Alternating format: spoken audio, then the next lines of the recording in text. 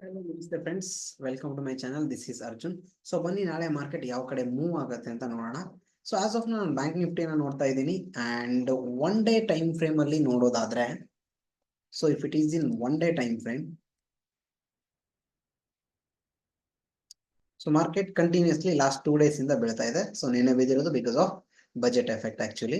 So ಇವತ್ತಿರೋದು expiry ಇದೆ and some of the reasons. So ಇಲ್ಲಿಂದ ಮಾರ್ಕೆಟ್ ಸಪೋರ್ಟ್ ತಗೋಬಹುದಾ?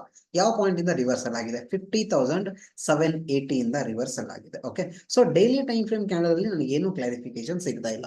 ನಾನು 15 minute ಟೈಮ್ ಫ್ರೇಮ್ ಹೋಗ್ತೀನಿ ಅಂಡ್ ರೀಸೆಂಟ್ 2 ಸ್ವಿಂಗ್ ಅನ್ನ ಮಾರ್ಕ್ ಮಾಡ್ಕೋತೀನಿ. ಓಕೆ, ಸೊ ಒಂದು ಅಪ್ಪರ್ ಸ್ವಿಂಗ್ ಅಂಡ್ ಇನ್ನೊಂದು ಲೋವರ್ ಸ್ವಿಂಗ್, 1 2. ಸೊ ಮಾರ್ಕೆಟ್ ಇದ್ರ ಮೇಲ್ಗಡೆ ಹೋಗ್ತಾ ಇದ್ರೆ so small buying opportunity, but ಎಲ್ಲಿವರೆಗೂ ಹೋಗ್ಬೋದು? ಇಲ್ಲಿವರೆಗೂ. ಓಕೆ, 51,900 ಅಗೇನ್ 52,000 ಏನಿದೆ round level.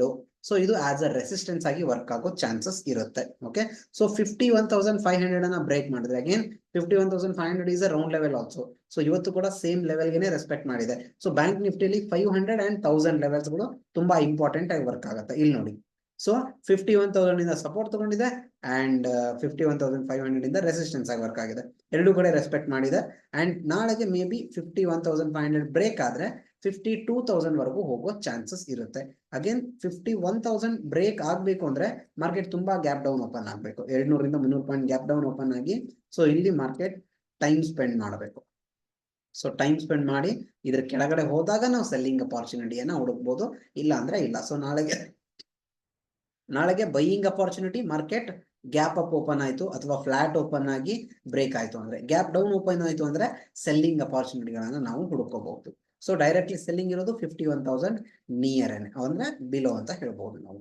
Okay, and then Nifty is ಈ ಲೋ ಬ್ರೇಕ್ ಆದ್ರೆ ಸೆಲ್ಲಿಂಗ್ ಅಪಾರ್ಚುನಿಟೀಸ್. ಓಕೆ, 24,320 ಅಥವಾ 24,370 ಬ್ರೇಕ್ ಆದ್ರೆ ಒಂದು 30-40 ಪಾಯಿಂಟ್ ಸ್ಕ್ಯಾಲ್ಪಿಂಗ್ ಮಾಡಬಹುದು.